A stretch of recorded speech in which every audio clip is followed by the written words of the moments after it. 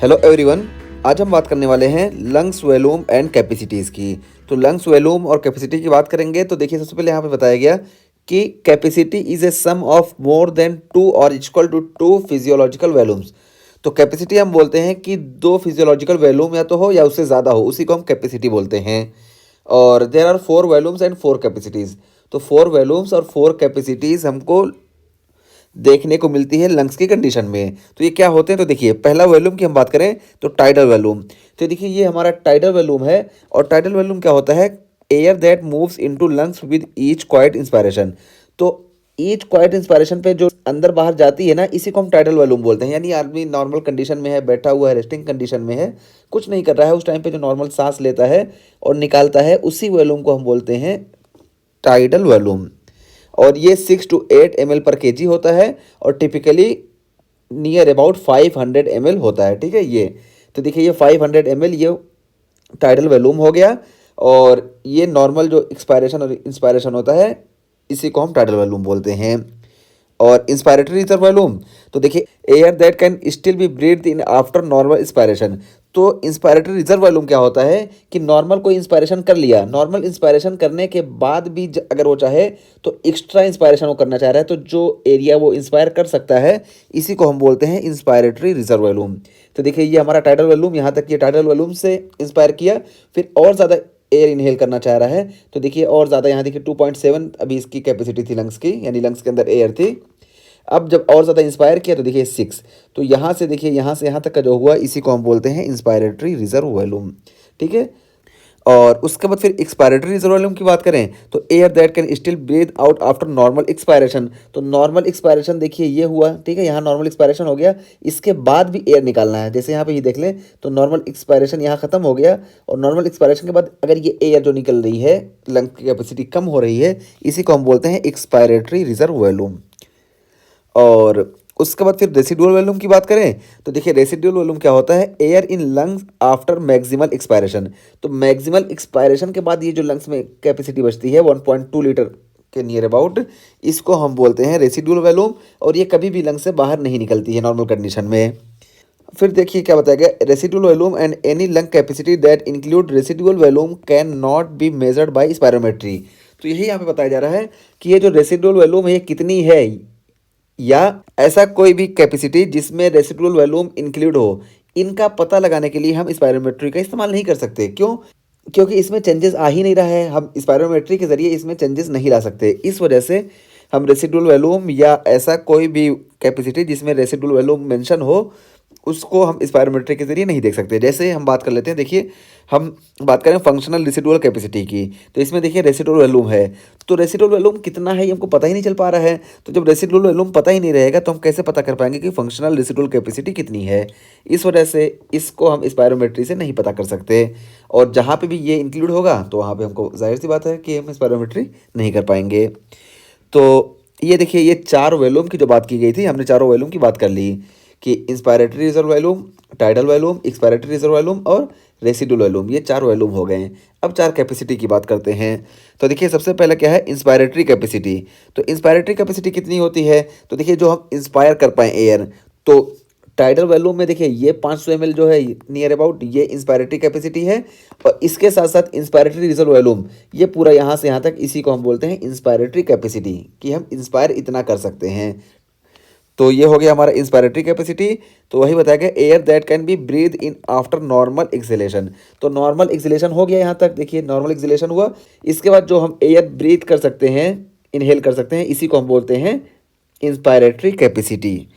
और functional residual capacity क्या होती है? तो देखिए functional residual capacity residual volume और एक्सपायरेटरी रिजर्व वॉल्यूम, इसको मिला के, ये दोनों पैरामीटर मिला के हमारा फंक्शनल रेसिडुअल कैपेसिटी होती है। फंक्शनल रेसिडुअल कैपेसिटी का मतलब क्या है कि टाइडल वॉल्यूम के बाद, यानी टाइडल वॉल्यूम में जो एयर निकल गई 500 ml, उसके बाद जो लंग की कैपेसिटी बची, इसी को हम बोलते हैं फंक्शनल रेसिडुअल कैपेसिटी। ठीक है। तो देखिए यही है कि volume of gas in lungs after normal expiration. तो नॉर्मल एक्सपायरेशन के बाद जो लंग्स में गैस की कैपेसिटी बची है, इसी को हम बोलते हैं फंक्शनल रेसिडुअल कैपेसिटी। और outward pulling force of chest wall is balanced with inward collapsing force of lungs. और ये बताया जा रहा है कि ये फंक्शनल रेसिडुअल कैपेसिटी की बनती क्यों है। तो देखिए जो चेस्ट वॉल होती है, ये चेस्ट वॉल लंग्स को बाहर खींचती है, ठीक है, चेस्ट वॉल लंग को बाहर खींच रही है। और लंग्स जो है ये इलास्टिक होता है, तो लंग्स इलास्टिक होने की वजह से ये सिकुड़ना चाहता है, ठीक है। तो ये दोनों की जब इक्विलिब्रियम पोजीशन आती है, तो ये बाहर खींच रहा है, अंदर खींच रहा है, और दोनों की जो इक्विलिब्रियम पोजीशन आती है, इसी को हम बोलते हैं फंक्शनल रेसिडुअल कैपेसिटी। यानी इस कंडीशन में यहाँ पे बैलेंस हो गया और यहाँ पे जो एयर बची है वो बिल्कुल बैलेंस है। अब अगर हम फोर्स लगाएंगे तो कुछ एयर बाहर निकलेगी, और जो कुछ एयर बाहर निकलती है उसको हम बोलते हैं एक्सपायरेटरी रिजर्व वॉल्यूम, ठीक है। तो यही यहाँ पे बताया गया कि volume of gas in lungs after normal expiration और outward pulling force of chest wall is balanced with inward collapsing force of the lungs. तो लंग्स कोलैप्स होना चाह रहा है और चेस्ट बाहर खींचना चाह रहा है इधर, तो इस वजह से इन दोनों का जो इक्विलिब्रियम होगा यही क्रिएट करता है फंक्शनल रेसिडुअल कैपेसिटी। और उसके बाद फिर वाइटल कैपेसिटी की बात करें तो देखिए वाइटल कैपेसिटी क्या होता है कि जो हम अपने मर्जी से जिसमें हम चेंजेस कर सकें। तो देखिए इंस्पायरेटरी रिजर्व वॉल्यूम भी वाइटल कैपेसिटी में आएगा, टाइडल वॉल्यूम तो है ही है, और एक्सपायरेटरी रिजर्व वॉल्यूम, ये तीनों मिल के वाइटल कैपेसिटी बनाते हैं। यानी ये तीनों हमारे कंट्रोल में होता है। तो देखिए वही inspiratory reserve volume, tidal volume और एक्सपायरेटरी रिजर्व वॉल्यूम। और इसका डिस्क्रिप्शन देखिए, maximum volume of gas that can be expressed after a maximal inspiration.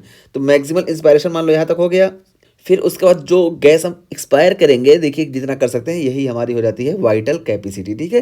तो वाइटल कैपेसिटी वही है कि जो हम अपने से चेंज कर सकें, इसमें नहीं चेंज कर सकते और बाकी तीनों में चेंज करेंगे, तो यही तीनों मिला के वाइटल कैपेसिटी का फॉर्मेशन करते हैं। और चौथा है टोटल लंग कैपेसिटी। तो लंग की पूरी कैपेसिटी कितनी है वो, तो देखिए ये चारों इंक्लूड कर देंगे, inspiratory reserve volume, tidal volume, expiratory reserve volume और रेसिडुअल वॉल्यूम, तो हमको मिल जाएगा टोटल लंग कैपेसिटी।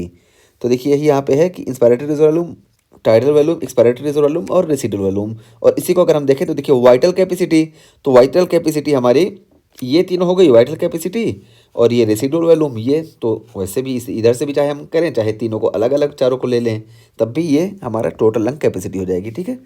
तो ये हमारा इस तरह से टॉपिक कंप्लीट हुआ। और यहाँ पे देखिए यही सारी चीज़ें देखिए इसमें शॉर्ट फॉर्म में दिया गया है कि आईआरवी क्या होता है, तो यहाँ पे यही दिखाया गया है। तो देखिए ये हम साथ में लेके चले कि ये टाइडल वॉल्यूम है, और टाइडल वॉल्यूम के बाद देखिए ये एयर जो इंस्पायर हो गई, इंस्पायर के बाद अगर हम और इंस्पायर करना चाह रहे हैं तो जितना हम कर पाएंगे यही हमारा हो जाएगा इंस्पायरेटरी रिजर्व वॉल्यूम।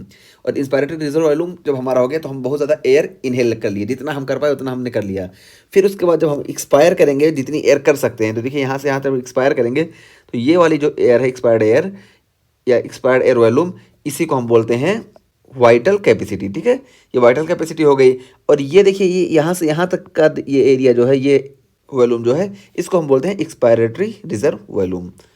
तो ये हो गया। और इसमें देखिए हम लंग्स वॉल्यूम, इसको हम लीटर से याद रखेंगे। तो लीटर से देखिए एल से हो गया लंग्स वॉल्यूम, और आई से इंस्पायरेटरी रिजर्व वॉल्यूम सबसे ऊपर होता है, फिर उसके आगे देखिए टाइडल वॉल्यूम होता है, फिर एक्सपायरेटरी रिजर्व वॉल्यूम होता है, और फिर रेसिडुअल वॉल्यूम होता है। इसको इस तरीके से हम याद रख सकते हैं। तो ये हमारा टॉपिक कंप्लीट हुआ। तो यहाँ पे देखिए हमने चार वॉल्यूम की बात की थी, ये चारों वॉल्यूम ये हो गए।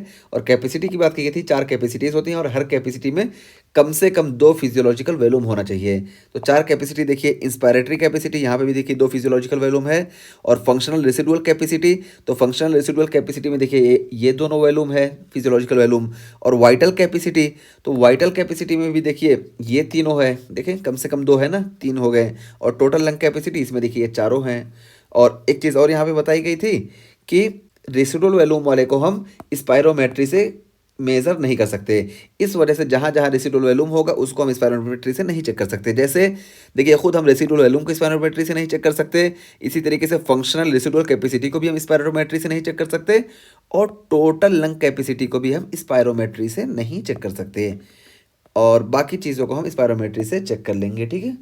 तो ये हमारा टॉपिक कंप्लीट हुआ।